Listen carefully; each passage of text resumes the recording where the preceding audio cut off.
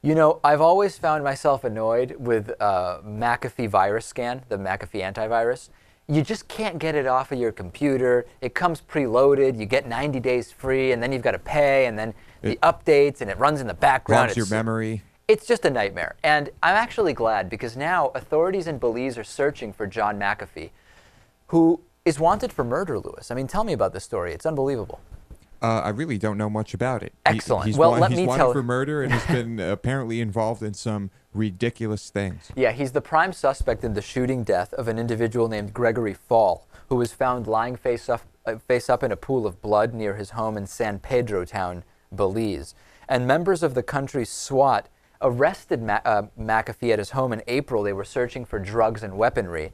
And he was released after he was found to be making a legal antibacterial compound and confirmed that the array of weapons on the premises, which by the way included multiple pump-action shotguns, cartridges, 9mm pistols, single-action shotguns, and a bunch of other stuff, it was all properly registered, but he did have it. Why do you have so many guns? I don't know. I guess if... To defend yourself from bears, right? Because I know there's lots of bears. To defend yourselves from computer viruses that may manifest themselves in human form. In case the McAfee Antivirus software shows up at his house and is just as equally difficult to get to leave as it is to uninstall it from your computer. You definitely need some shotguns. You might need a double-action shotgun, that's for sure. So there's a lot of weird backstory going on. I think that the guy's a little bit unbalanced. He's been reportedly posting on a Russian message board talking about efforts to purify psychoactive drugs like bath salts. And he says, I'm actually a huge fan of MDPV, which is an abbreviation for the chemical often found in bath salts. He says, I think it's the finest drug ever conceived, not just for the indescribable hypersexuality, but also for the smooth euphoria and mild come down. Sounds like he's describing a beer. Right. Apparently this guy likes his drugs. Yeah, so there's this really weird interview circulating around. I'll play a little bit of it for you.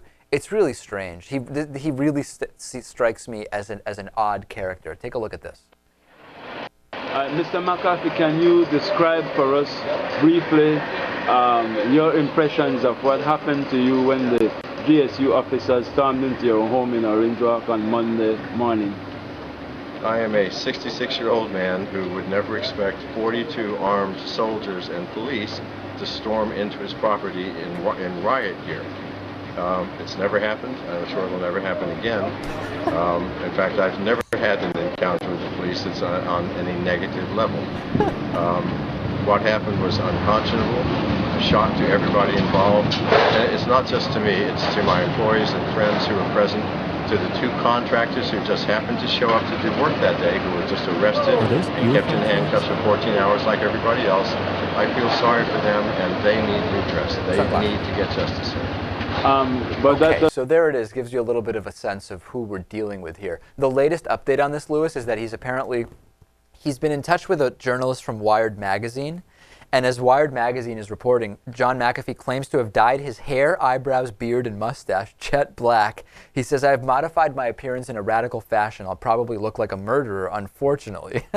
And then he has this theory that while he's away from his compound, police will show up and plant evidence to make it look like he killed this guy, Gregory Fall. Very odd. Just how do you get wrapped up in murder investigations in Belize where you end up dyeing your hair and running from police? It's just how do you go from developing an antivirus program in the American tech bubble to being in Belize interviewed by people on YouTube? It's just very, very unusual. It was a very successful program business-wise. Yeah, no question. And so I guess having a lot of money can do strange things to you. It certainly can. Yeah.